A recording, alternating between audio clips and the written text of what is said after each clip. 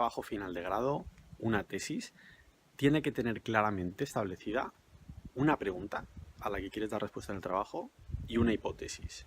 Si te falla la presencia de esto, tu trabajo no va a estar completo. También es muy importante que hagas citas en tu trabajo y que sean citas que estén hechas adecuadamente. Existen distintas formas de citar un trabajo de investigación, puedes aplicar cualquiera de ellos, pero es muy importante que recurras siempre a compartir contigo este pequeño vídeo en el que te voy a decir lo que nunca debe de faltar ni en un trabajo final de grado, ni en una tesis, ni en una investigación. Como te digo, hay un fallo que a veces encontramos en una investigación, que es cuando decimos, esto es muy descriptivo. Muy descriptivo es cuando parece que no tienes el objetivo claro. El objetivo es que tú debes plantear una pregunta en la introducción y tu investigación tiene el objetivo de dar respuesta a esa pregunta y por tanto en la conclusión debe de aparecer claramente la respuesta que has obtenido. ¿Correcto? Como te decía, también es muy importante que uses una bibliografía adecuada y que la cites correctamente. No pasa nada porque uses bibliografía, no estás plagiando nada. Lo que sí que debes de hacer es mencionarla adecuadamente, ¿correcto? Y evidentemente a lo largo de tu trabajo no todo puede ser citar a otros autores. Has tenido que aplicar un método propio. Has tenido que trabajar con datos, has tenido que hacer algún tipo de experimento, porque recuerda que hacer ciencia es tener una pregunta, tener un método para tener la respuesta y plasmar los resultados. Ahora te voy a dar una pequeña sesión de 5 minutos en el que explico esto con mucho más detalle. Solo tienes que asegurarte de hacer todos los pasos. Si formulas una hipótesis sin antes hacer observaciones, entonces realmente solo estás adivinando. Además, nunca podrás saber si tu hipótesis es correcta si no la compruebas con un experimento.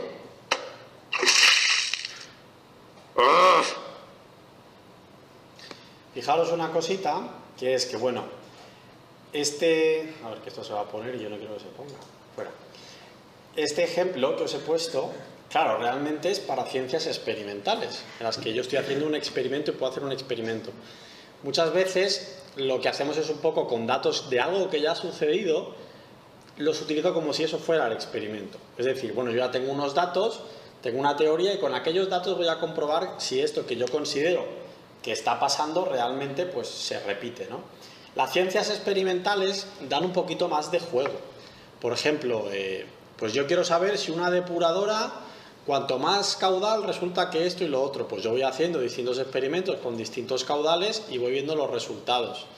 En economía, como os digo, es complejo porque yo no puedo provocar que hayan experimentos.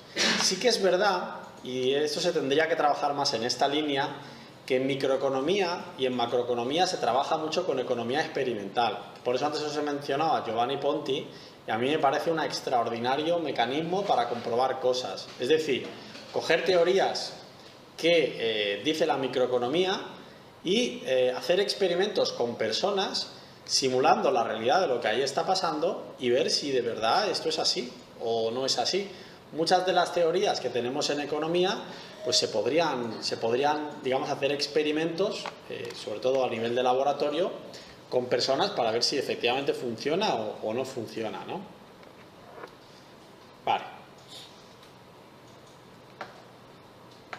Como os digo, en las conclusiones es muy importante que siempre dejéis la puerta abierta, si consideráis que la hay, a futuras investigaciones. Eso le va a dar mucha calidad a vuestra investigación porque, sobre todo muchas veces, nos hemos dado cuenta de que habría una cosa que podríamos haber explicado o habría estado bien. Y muchas veces la sensación del autor es la contraria a la que debería de ser. Es decir, esto me lo callo, no voy a revelar esto que parece digamos, una debilidad de mi trabajo. No, eso hay que decirlo. Porque, a ver, si es una debilidad de mi trabajo y alguien lo estudia en profundidad, va a decir, bueno, esta persona tenía este problema en el trabajo y no lo ha mencionado porque es mucho más honrado y le da mucha más calidad al trabajo poner sobre la mesa los posibles sesgos. Cuando trabajamos con cuestiones cuantitativas, es muy importante decir los posibles sesgos de la muestra. Como sabéis, las muestras pueden tener sesgos. Se ha cogido en un momento determinado del tiempo, la muestra tiene este problema, tiene otro. Porque hay que tener en cuenta, por ejemplo, el experimento que ha hecho este simpático robot con la planta, ¿no? Le podríamos poner un montón de peros. ¿Dónde has hecho el experimento? En tu casa. Igual en otra casa hay otro clima, igual en tu casa da más sol, menos sol. Hombre, no será lo mismo regar más que menos si, por ejemplo, está lloviendo que si no está lloviendo, si da más sol que si da menos sol. Es decir, eso no es suficiente como para que eso no sea, digamos, un artículo serio. Lo único que hay que hacer es mencionar todos los posibles sesgos. Es decir, he llegado a esta conclusión partiendo de todas estas cosas. Es decir, pues se hizo aquí, se hizo con esta información, y si todo está correctamente delimitado, vuestra conclusión será, digamos, correcta. Lo único es que, bueno, para poder ser una conclusión más seria, pues habría que comprobarla de otras maneras, ¿sí? Luego también muchas veces lo que nos puede ocurrir, y esto es muy típico de... Yo he hecho a veces muchas colaboraciones con gente de medicina, porque en medicina muchas veces tienen tamaños muestrales muy grandes, pero conocimientos estadísticos muy bajos los médicos, ¿no?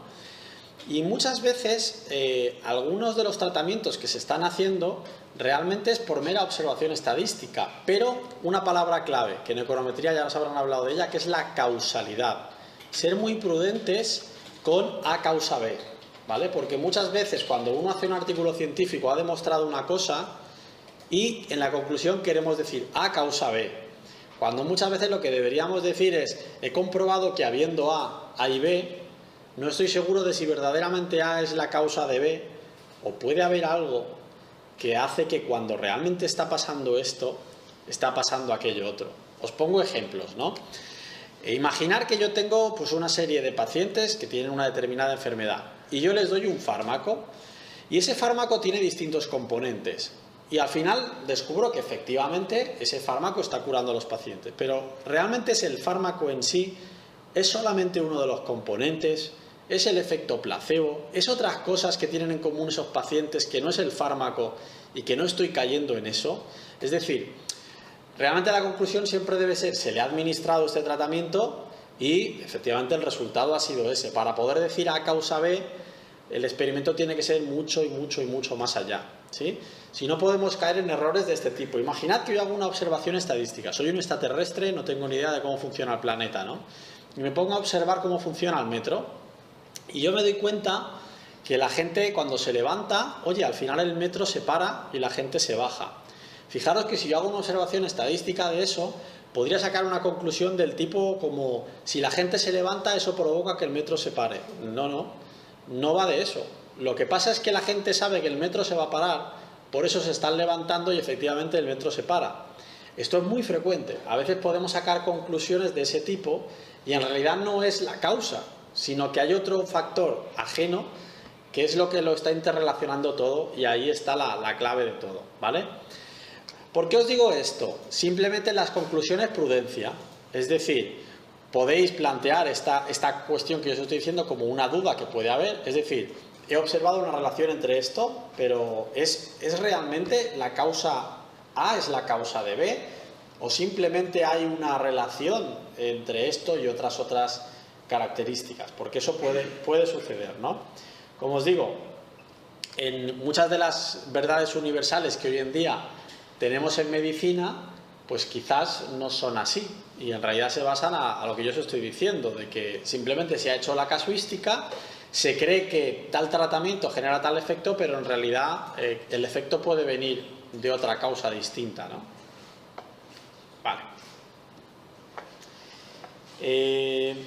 Tenía 4 vídeos, pero creo que no, como por el tiempo tampoco vamos excesivamente bien, no considero oportuno verlos aquí todos, pero sí 2. Entonces el resto lo podéis ver, el de enfoque cualitativo y cuantitativo lo podéis ver tranquilamente en casa, creo que lo hemos mencionado un poquito. Hay estudios que son cualitativos, como por ejemplo el que decía vuestra compañera de quiero saber cómo China está actuando en los países de África, si se comporta de un modo colonial, si no. No hay una frontera que dices esto es colonial, esto no es colonial. A menos que tomemos un indicador numérico para basarnos en esto, que esto podría pasar. A veces también lo que se hace es dar un referente numérico a algo que no es numérico.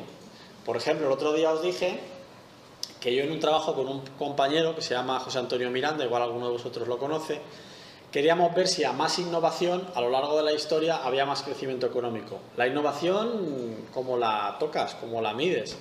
Nosotros tomamos lo que se dice un instrumento, que es el número de patentes registradas, como un indicador de la innovación. Ahora, en ese momento hemos adquirido una barbaridad de sesgos. ¿Por qué? Porque estamos asumiendo que el número de patentes registradas es un indicador de la innovación. Eso es un sesgo muy grande. ¿Por qué el número y no la calidad de las patentes? Es decir, se parte de eso para poder hacer un estudio, pero como os digo, hay que mencionar mucho, bueno, yo he supuesto esto y a partir de ahí trabajo, pero soy consciente de que a lo mejor no es del todo así, a lo mejor no por tener 100 patentes innovas más que por tener 50, porque depende también del sector, ¿no? Vale. Ahora mismo no sé cuál es. Hola, estamos en Megatrópoli. Este no. Una ciudad cualquiera. Vale, el que me interesa que veamos es este, que me va a decir los nombres de los distintos tipos de métodos científicos que hay. Creo que el audio realmente es solamente cháchara.